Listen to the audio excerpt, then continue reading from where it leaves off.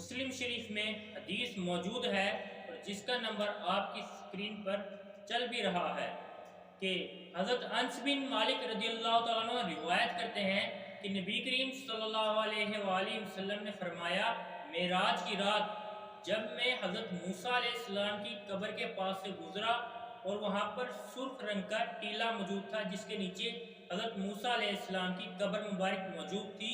तो हज़रत मूसा अलैहिस्सलाम अपनी कब्र मुबारक में खड़े होकर नमाज पढ़ रहे थे। तो ये एक बहुत बड़ी दलील है और हदीस है जिससे अनबिया अलैहिस्सलाम की ज़िंदगी साबित होती है। लेकिन इस बात पर बाज़ लोग कहते हैं कि इस हदीस से या इस नज़रिए से मुराद अनबिया अलैहिस्सलाम की बरज़खी ज़िंदगी है कि वो बरज़खी तौर पर ज़िंदा हैं, उनका इस ज़िंदगी से कोई ताल्लुक़ नहीं। इस बात को मैं एक आसान तरीके से समझाता हूँ और वो ये है कि इंसानी ज़िंदगी के 5 ज़माने होते हैं।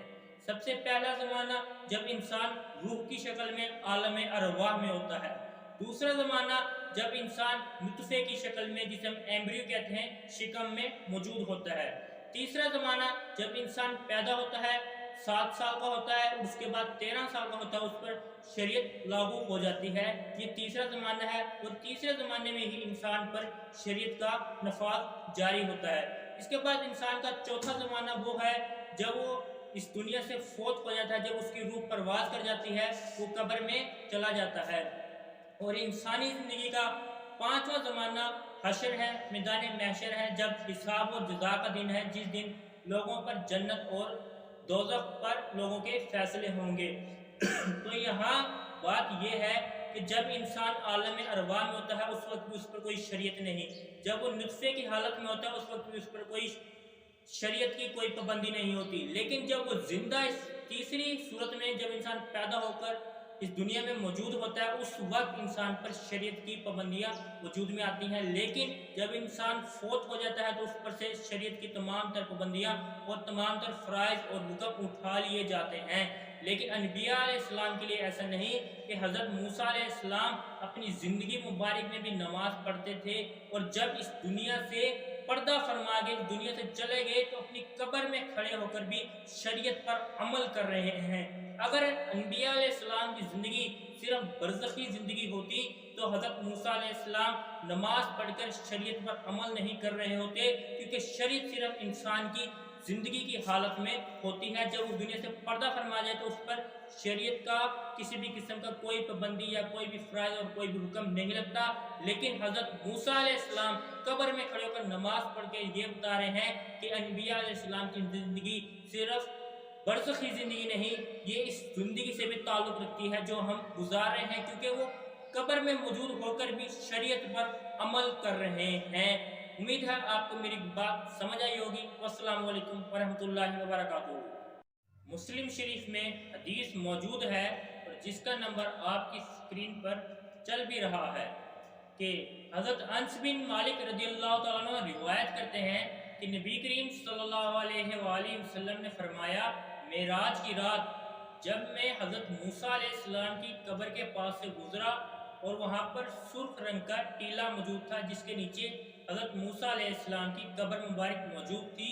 तो हज़रत मूसा अलैहिस्सलाम अपनी कब्र मुबारक में खड़े होकर नमाज पढ़ रहे थे। तो ये एक बहुत बड़ी दलील है और हदीस है जिससे अनबिया अलैहिस्सलाम की ज़िंदगी साबित होती है। लेकिन इस बात पर बाज़ लोग कहते हैं कि इस हदीस से या इस नज़रिए से मुराद अनबिया अलैहिस्सलाम की बरज़खी ज़िंदगी है कि वो बरज़खी तौर पर ज़िंदा हैं, उनका इस ज़िंदगी से कोई ताल्लुक़ नहीं। इस बात को मैं एक आसान तरीके से समझाता हूँ और वो ये है कि इंसानी ज़िंदगी के 5 ज़माने होते हैं। सबसे पहला ज़माना जब इंसान रूह की शक्ल में आलम अरवाह में होता है। दूसरा ज़माना जब इंसान नुतफ़े की शक्ल में, जिसे हम एम्ब्रियो कहते हैं, शिकम में मौजूद होता है। तीसरा ज़माना जब इंसान पैदा होता है, 7 साल का होता है, उसके बाद 13 साल का होता है, उस पर शरीयत लागू हो जाती है।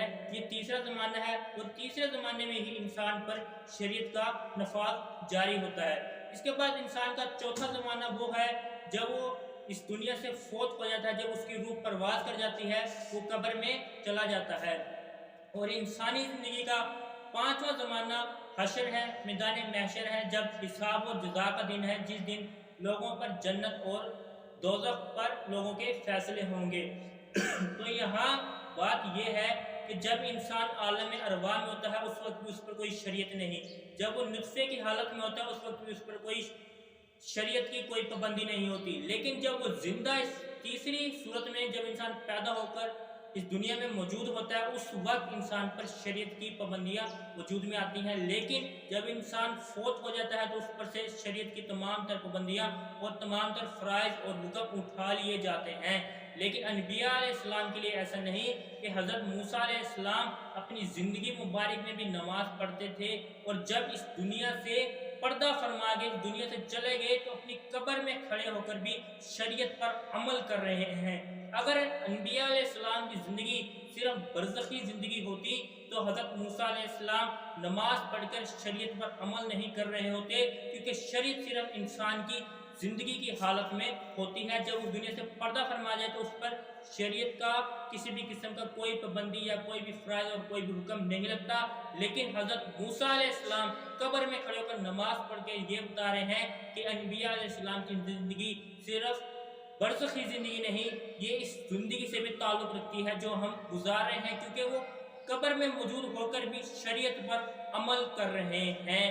امید ہے آپ کو میری بات سمجھ آئی ہوگی۔ والسلام علیکم ورحمۃ اللہ وبرکاتہ۔